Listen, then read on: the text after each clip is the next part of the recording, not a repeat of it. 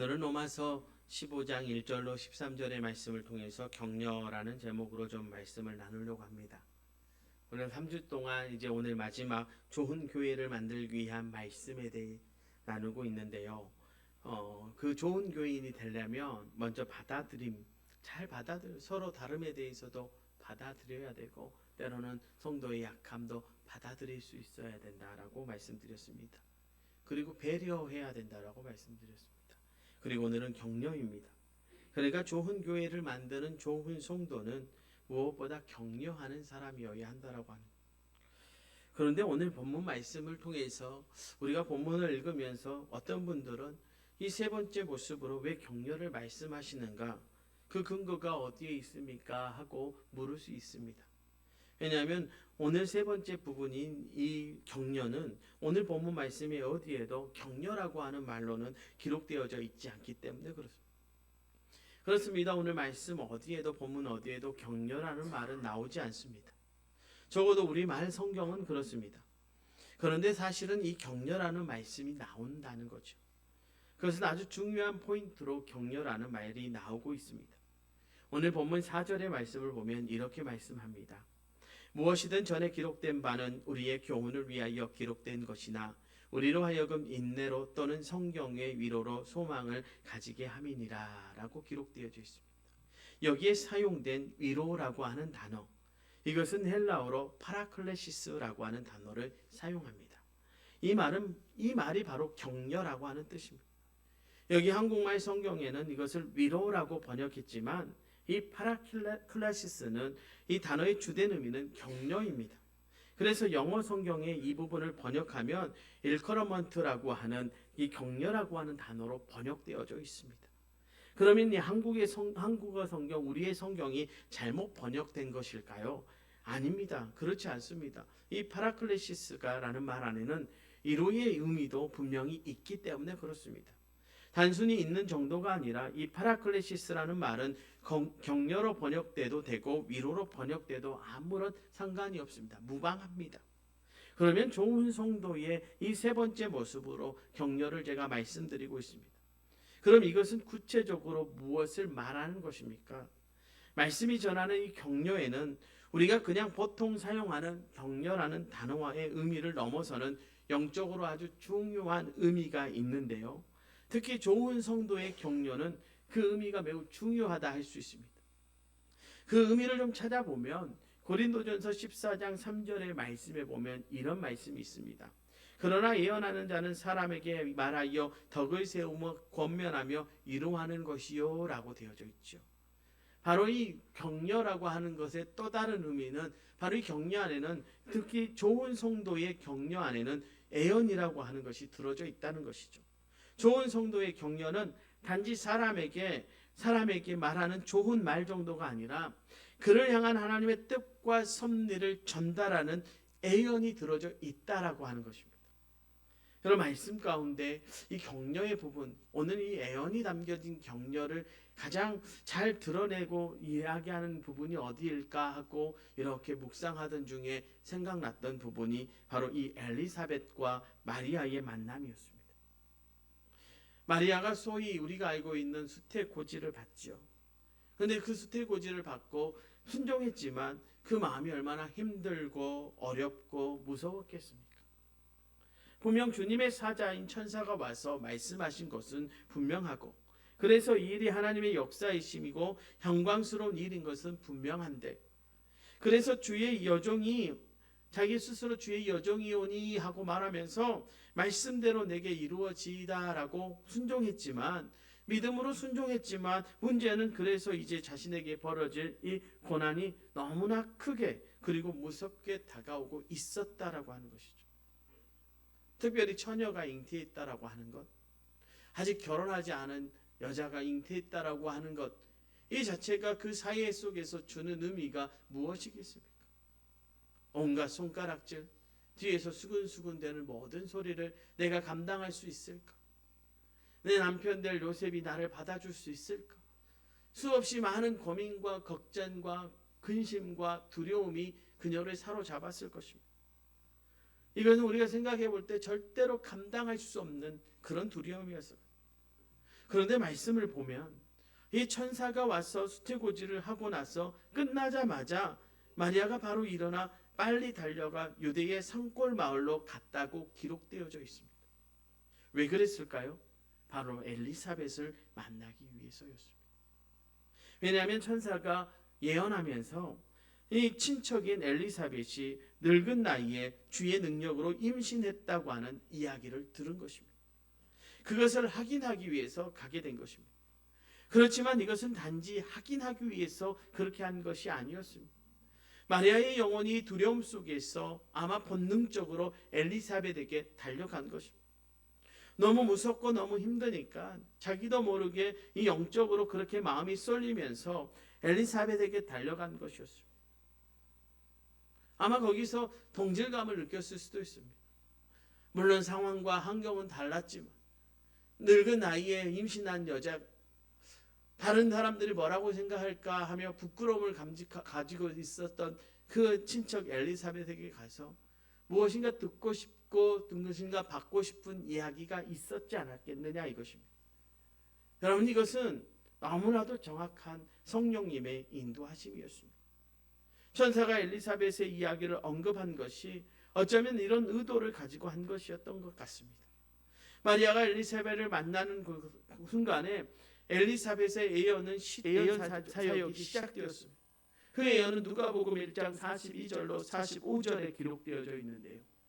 큰 소리로 불러 이르되 여자 중에 내가 복이 있으며 내 태중의 아이도 복이 있도다. 내 주의 어머니가 내게 나아오니 이 어찌된 일인가. 보라, 내 문안하는 소리가 내 귀에 들릴 때에 아이가 내 복중에서 기쁨으로 뛰어놀았도다. 주께서 하신 말씀이 반드시 이루어지리라고 믿은 그 여자에게 복이 있도다라고 말합니다. 오늘 이 말씀을 제가 인용한 이유는 바로 이 예언과 같은 말 우리도 해야 하기 때문에 그렇습니다. 이유는 이것이 예언이면서 동시에 격려이기 때문에 그렇습니다. 여러분, 마리아가 엘리사벳의 그 이야기를 들으면서 그 예언을 들으면서 어떤 마음이 들었겠습니까? 아마 격려를 받았을 거예요. 두렵고 떨리는 마음으로 왔는데, 무서워서 왔는데, 나는 도저히 이를 감당할 수 없어서 왔는데, 한 여자, 그것도 친척인 엘리사벳이 동일한 상황 가운데 있으면서 나에게 해주는 그 예언의 말이 나를 일으켜 세우고 내가 이것을 용기를 내서 이 일을 감당할 수 있는 격려가 되었기 때문에 그렇습니다. 여러분이 좋은 성도가 좋은 교회를 만들기 위해서 해야 하는 바로 그 격려 말입니다. 엘리사벳의 예언은 단순히 예언이 아니라 격려였습니다. 두려움에 떨고 있는 처녀 마리아를 향한 격려였습니다. 그러면서 이것은 좋은 성도의 격려는 반드시 예언 사역이라는 사실을 너무나도 잘 보여주고 있다는 것입니다. 사랑하는 성도 여러분, 말씀을 보아서 알지만 엘리사벳이 전문적으로 예언하는 사람도 아니었지 않습니까? 그 시대의 선지자도 아니었어요. 다만 그 순간에 성령의 감동하심을 받았을 뿐입니다. 그리고 마리아와의 그 만남도 어떤 영적인 공식 모임이 아니라 그저 어떻게 생각해 보면 임신이라고 하는 것, 한 사람은 처녀일고 하나는 늙은 사람, 나이 들었던 이 두 사람이 그저 만난 개인적인 만남이었습니다.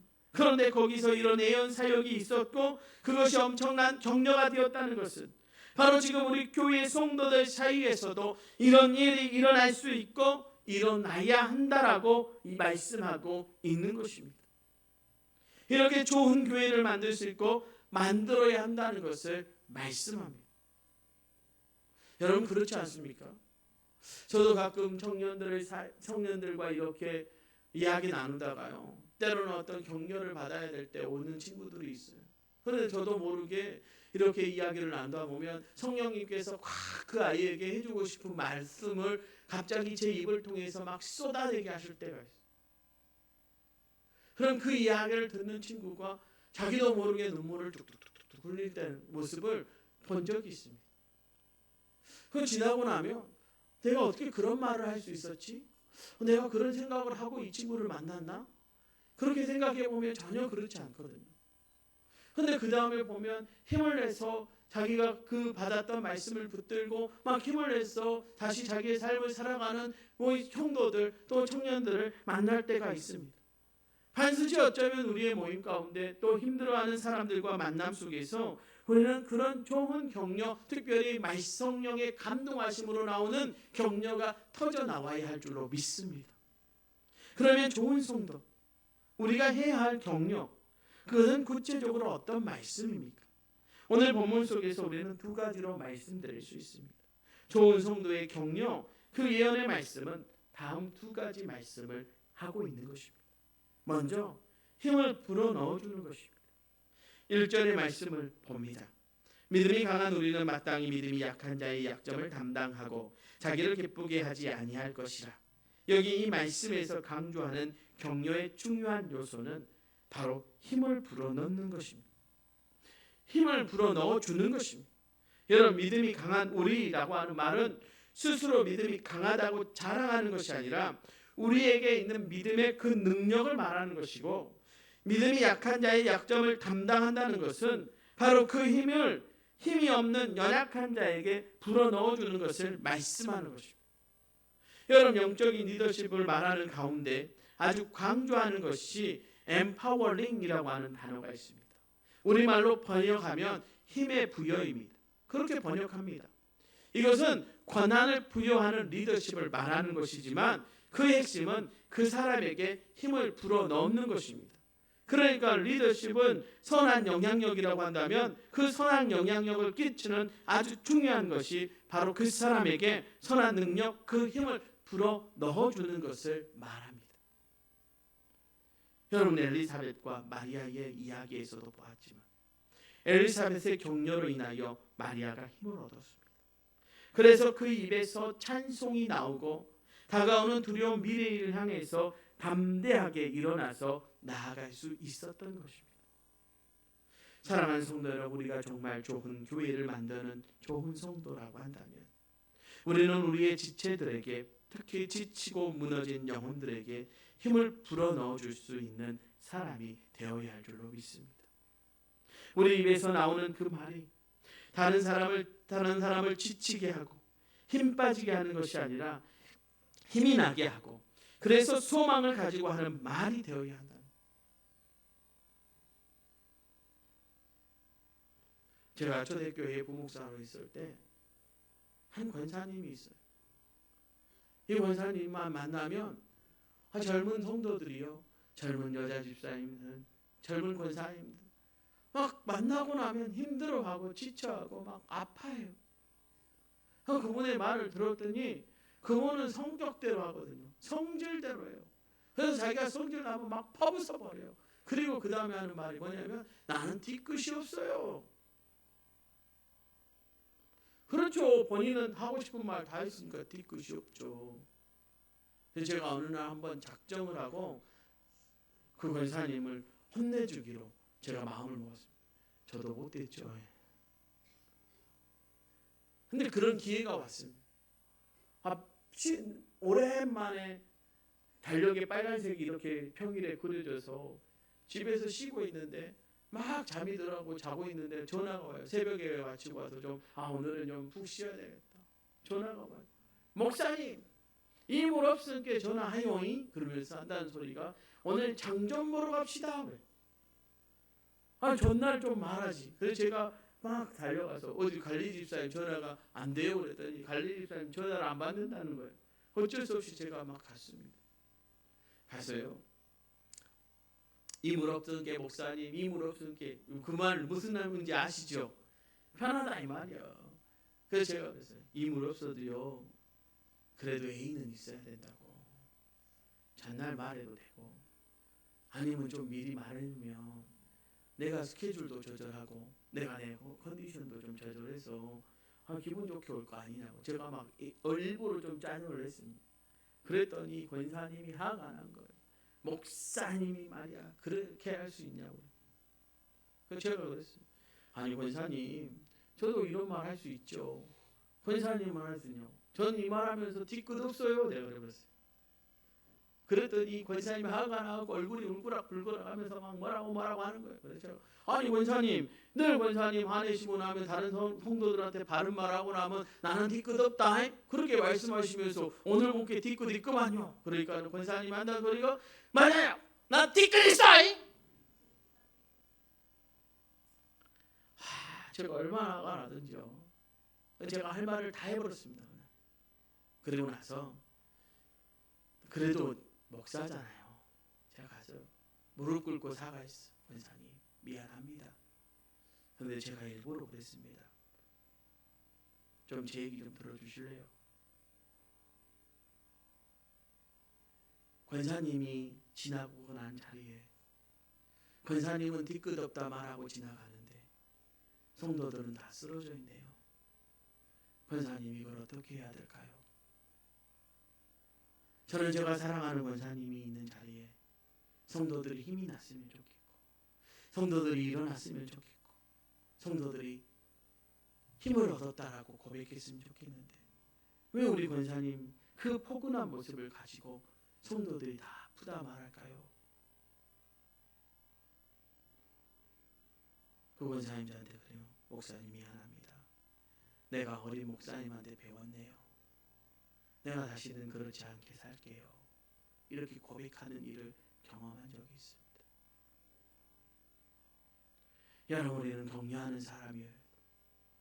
누군가를 주저앉히고 낙심하게 하고 힘들게 하고 아프게 해서는 안 됩니다. 오늘 말씀의 바울도 보십시오. 13절에 로마의 교회를 향해서, 로마의 성도들을 향해서 그가 이렇게 격려하지 않습니까? 소망의 하나님의 모든 기쁨과 평강을 믿음 안에서 너희에게 충만하게 하사 성령의 능력으로 소망이 넘치게 하시기를 원하노라. 사도 바울의 축도의 말씀입니다. 그가 정말 그리는 좋은 교회의 그 그림입니다. 그런데 그 교회는 바로 성도가 성령의 능력으로 그 힘을 다른 지체에게 불어넣어서 그가 소망이 넘치는 삶을 살 수 있게 하는 공동체를 말씀하고 있습니다. 그것이 바로 좋은 교회라고 말씀합니다.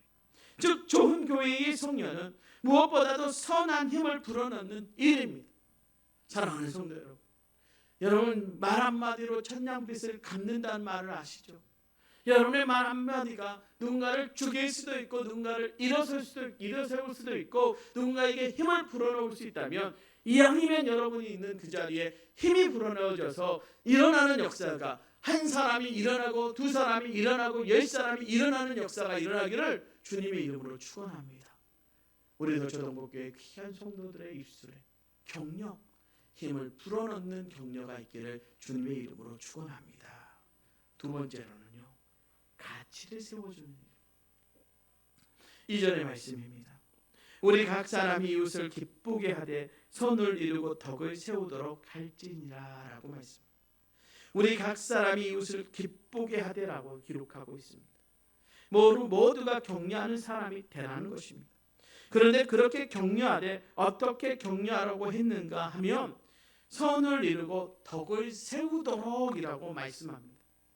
다른 것이 아니라 그의 가치를 세워주는 것을 통해서 그를 격려하라고 말씀하고 있다는 것입니다.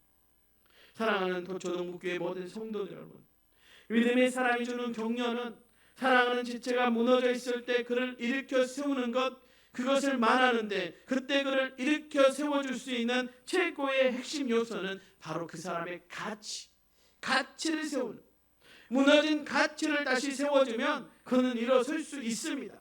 그래서 좋은 성도의 격려는 다른 무엇보다 가치를 세워주는 일입니다. 사랑하는 성도 여러분, 욕이라는 게 무엇입니까? 바로 상대방의 가치를 끌어내리고 무너뜨리는 말들 아닙니까?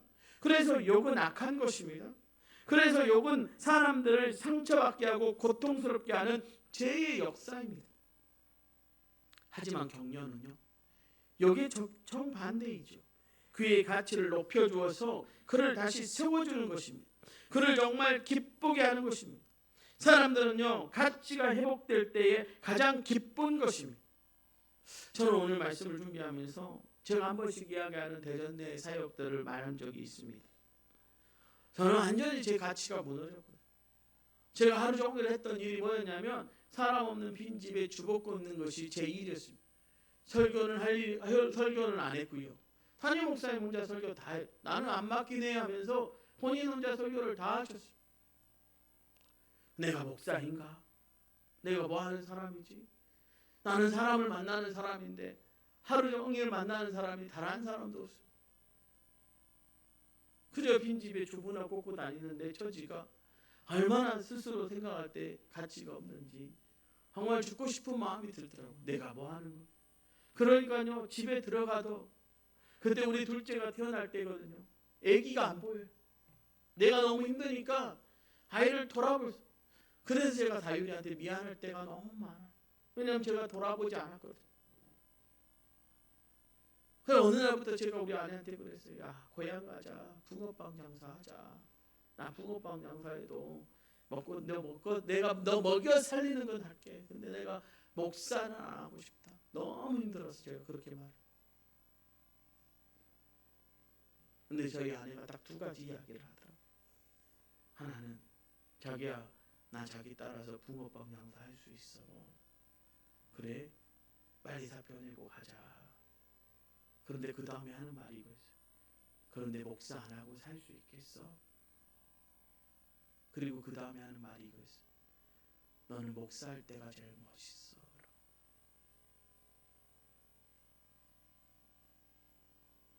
너는 목회할 때가 제일 멋있어 라고 이야기하더라고요. 아, 내가 목회할 때 멋있는 사람이구나. 내가 목회할 때 정말 멋진 사람이구나 하고 그 말에 제가 일어섰습니다. 그리고 그때부터 이력서를 쓰기 시작했는데 한 50통 정도 썼고요. 제가 부끄러운데 목포초대교회는 이력서를 3번 썼습니다.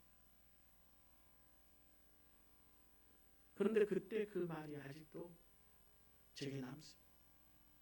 지금도 저희 아내가 저를 격려할 때 너는 정말 나한테 내 인생에 도움이 하나도 안 되는데 그래도 너는 목회는 잘해 라고 격려해요.